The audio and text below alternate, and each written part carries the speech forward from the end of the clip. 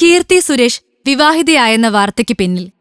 മേനക സുരേഷ് ദമ്പതികളുടെ മൂത്ത മകൾ കീർത്തി സുരേഷ് നന്നായി മൂക്കും മുമ്പേ സിനിമയിൽ, അതും ദിലീപ് വളർത്തുന്ന കുട്ടികളിൽ ഒരാളായി കുബേരനിൽ. നന്നായി മൂത്തപ്പോൾ ദിലീപിന്റെ നായികയായി റിംഗ് മാസ്റ്ററിൽ.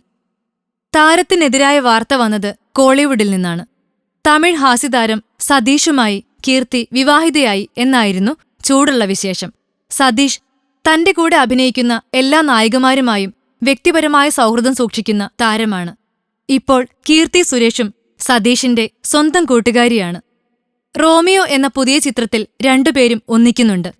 സാഹോദര്യത്തിന്റെ പൊന്നൂൽ കോർക്കുന്ന രക്ഷാബന്ധന മഹോത്സവ ദിനത്തിൽ കീർത്തി സുരേഷ് ഒരു ട്വീറ്റ് ചെയ്യുകയുണ്ടായി. സതീഷ് എവിടെ? രാഖി ബന്ധിക്കാൻ രാവിലെ മുതൽ ഞാൻ തേടുകയാണ്. ഇന്ന് രക്ഷാബന്ധനമാണെന്നറിയില്ലേ? ഇതായിരുന്നു കീർത്തിയുടെ ട്വീറ്റ്. എന്നാൽ തന്നെ ട്രോളാൻ വന്ന കൂട്ടുകാരിക്ക് രസകരമായ മറുപടിയാണ് സതീഷ് പോസ്റ്റ് ചെയ്തത്.